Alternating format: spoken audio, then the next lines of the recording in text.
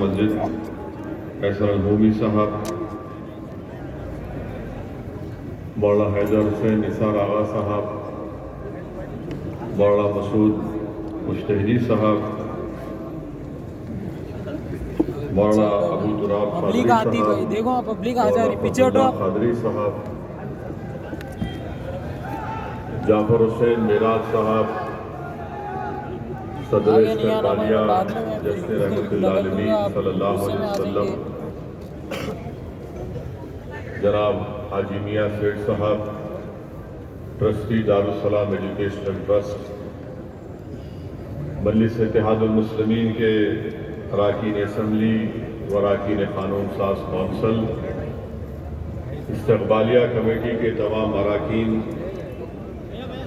مجلس اتحاد المسلمین کے معزز صدر و معتمدین، اراکین،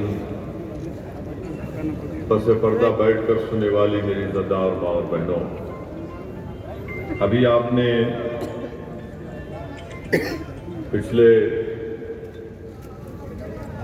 پونے 4 گھنٹے سے الحمدللہ ہم تمام نے علماء کرام اور مشائخین عظام کے بصیرت افروز خطابات کو سنا،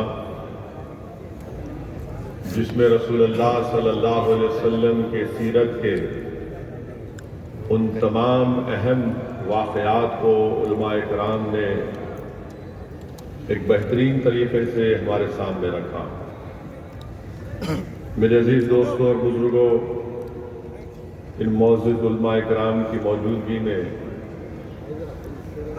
ایک سیاستدان بول رہا ہے۔ آپ اور ہم جانتے ہیں کہ ماہ ربیع الاول کی، بیٹھ جائیے بھائی، بیٹھ جائیے، بیٹھ جائیے، اسکرین نہیں ہوگا، اب بیٹھیے، بیٹھ جائیے۔ ماہ ربیع الاول کی بہت بڑی اہمیت ہے۔ علماء کرام نے یہ بھی لکھا کہ رمضان کے مبارک مہینے میں اللہ سبحانہ و تعالیٰ نے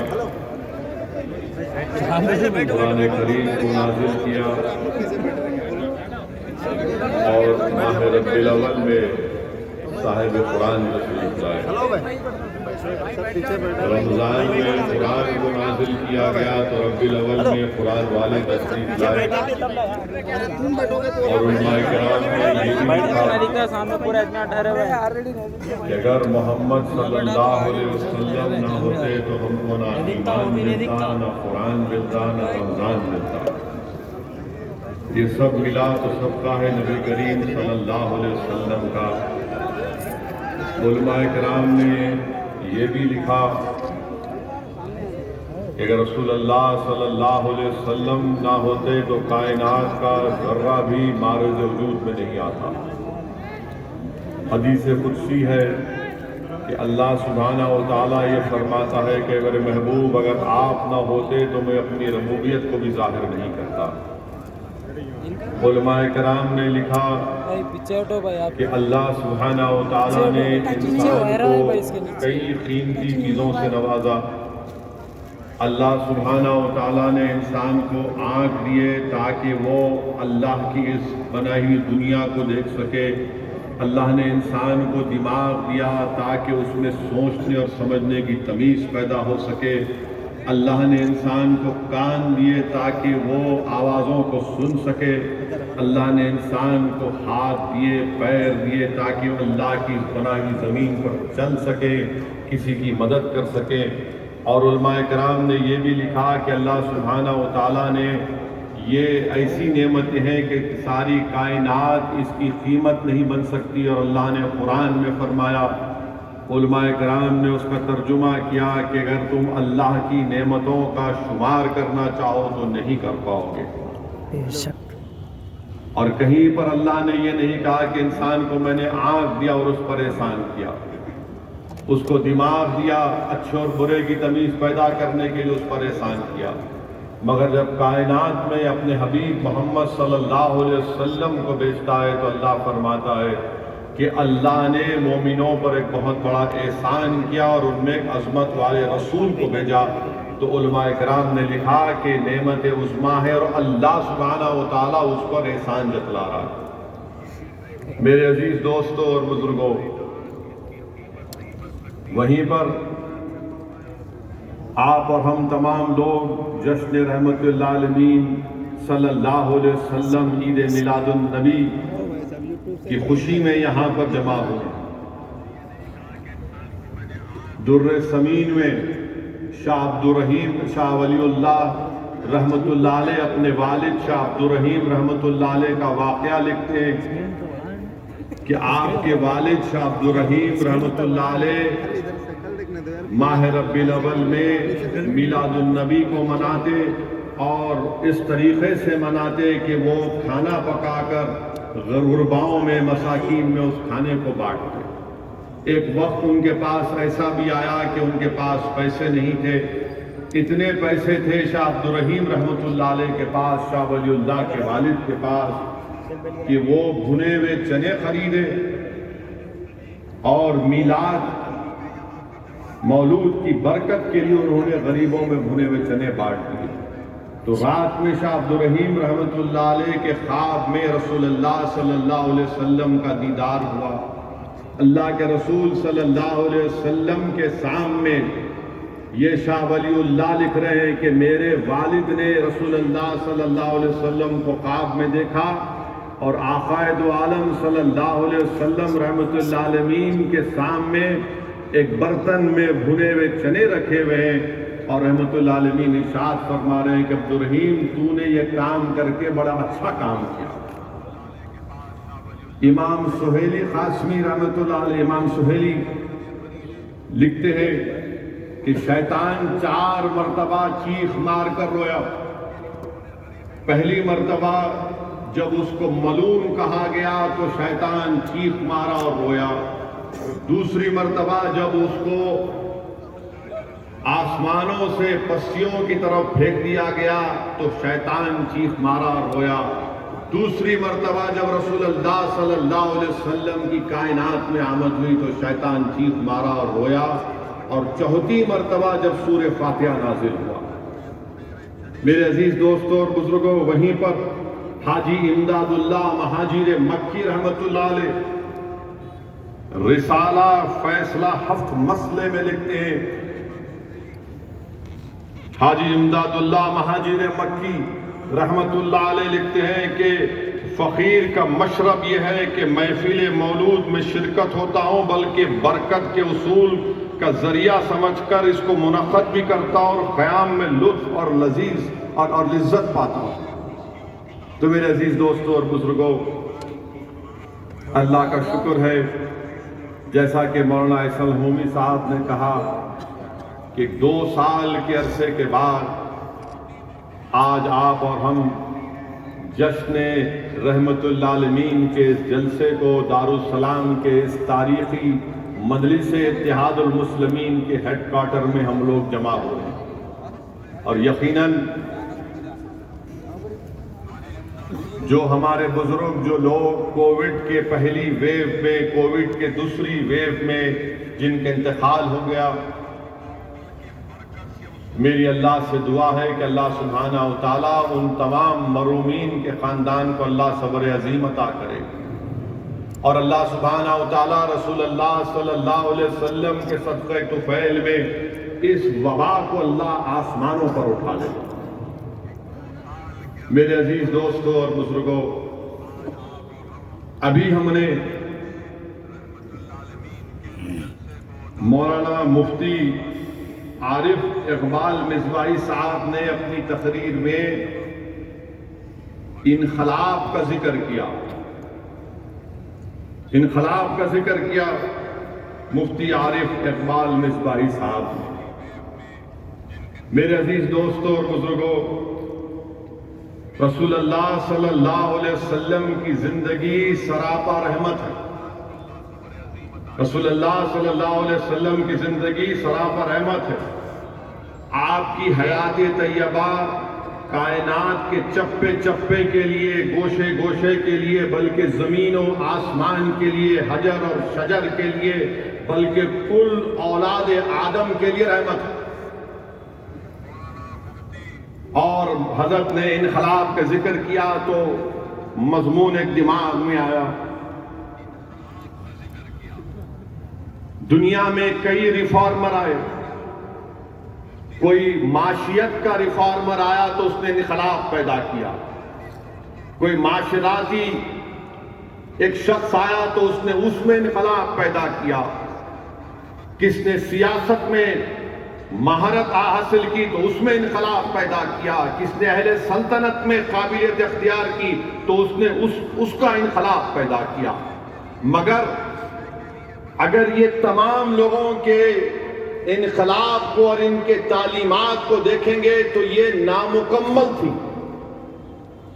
یہ نامکمل تھی. مثال کے طور پر اگر کسی نے معاشیات میں انقلاب پیدا کیا تو دولت مندوں نے جب اپنے لیے قانون بنایا تو مزدور اور کمزور اس میں پس گیا. اہل حکومت اور اہل سلطنت نے جب دستور بنایا، قانون بنایا تو اس میں کمزور مجروح ہو گیا.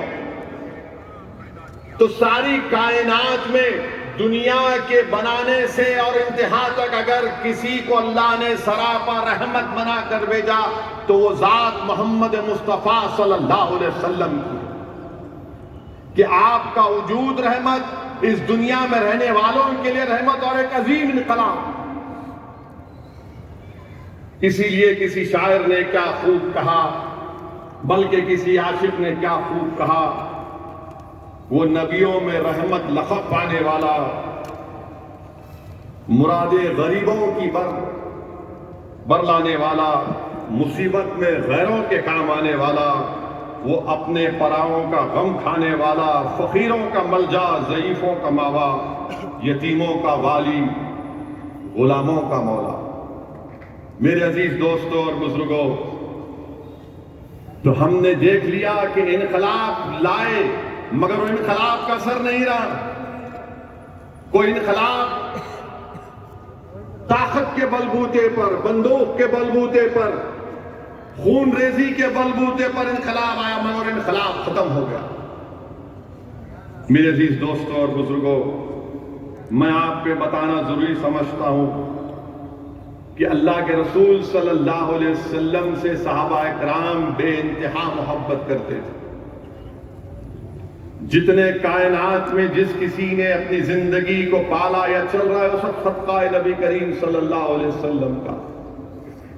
حضرت مقداد رضی اللہ تعالی عنہ کا واقعہ ہمارے سامنے ہے کہ آپ نے جب دین اسلام کو قبول کیا تو آپ کی کوئی مدد کرنے والا نہیں تھا.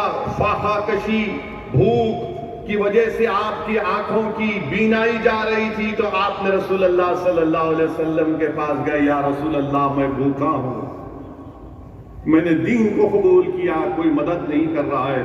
اللہ کے رسول صلی اللہ علیہ وسلم نے ان کو اپنے گھر کو لائے اور ان کے ساتھ ان کے 2 ساتھیوں کو 3 بکریاں دی اور کہا کہ مقداد جب تک تم اپنی روزی کا انتظام نہیں کر لیتے 3 بکریاں لو اور اس کا دودھ پیتے رہو. تو معلوم ہوا رسول اللہ صلی اللہ علیہ وسلم نے بھوکوں کی بھوک کو مٹایا. اب آپ دیکھیے اس کے بعد رسول اللہ صلی اللہ علیہ وسلم مزدوروں کی بات آئی، مزدوروں کی، محنت کشوں کی بات آئی تو رسول اللہ صلی اللہ علیہ وسلم نے مزدوروں سے محبت کی، ان کے حقوق کو دنیا کو بتایا اور دنیا نے دیکھا کہ اللہ کے رسول صلی اللہ علیہ وسلم نے مزدوروں کے ہاتھ کو بوسا دیا. حدیث شریف میں ہے کہ اللہ کے رسول صلی اللہ علیہ وسلم نے ایک صحابی کو دیکھا، ان کے ہاتھ بڑے سخت تھے تو پوچھا یہ ہاتھ تمہارے سخت کیوں ہیں؟ تو انہوں نے فرمایا رسول اللہ صلی اللہ علیہ وسلم میں پتھر پھوڑتا ہوں اور پتھر پھوڑ کر اپنی اولاد کا رزق کا انتظام اس سے کرتا ہوں. تو اللہ کے رسول صلی اللہ علیہ وسلم رحمت للعالمین نے ان کا ہاتھ پکڑ کر اس کو بوسا دیا. اب آپ بتائیے آج دنیا کہتی ہے مزدوروں کو ان کا حق دو، مزدوروں کا ان کا حق دو. کس نے مزدوروں کے وقار کو بلند کیا؟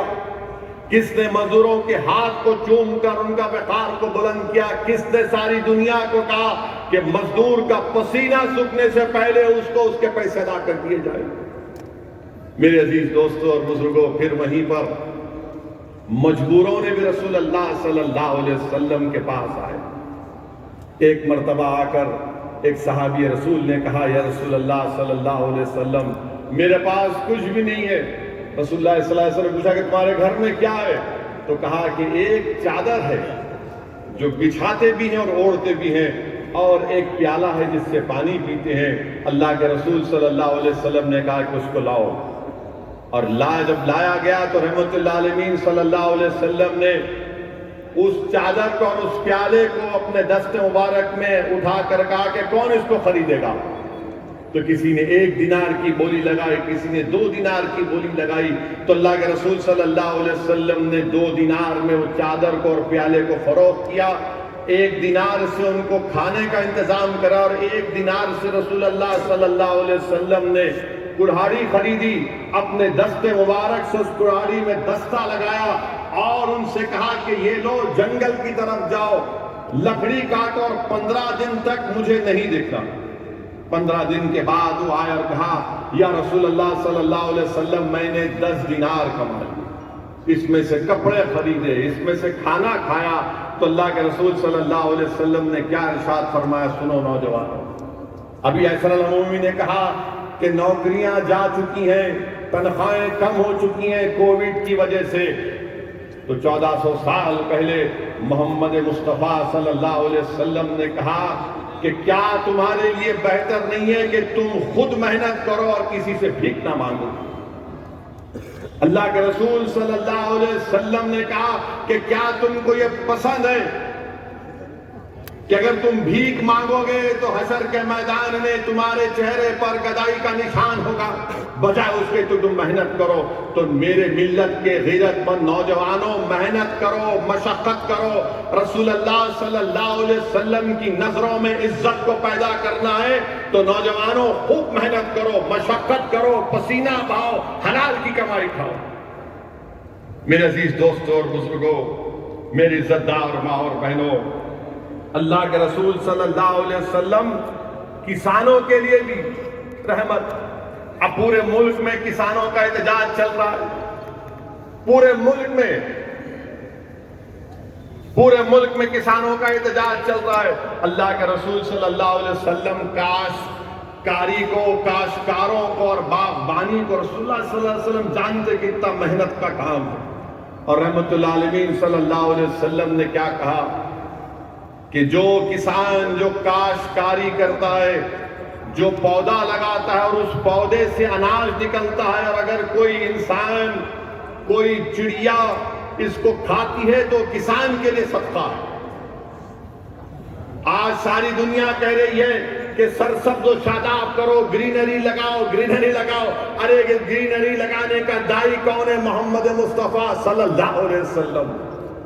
میرے عزیز دوستوں اور بزرگوں، پھر ہم یہ بھی دیکھتے ہیں کہ اللہ کے رسول صلی اللہ علیہ وسلم قرآن کریم میں اللہ سبحانہ و تعالی سورہ احزاب کی آیات،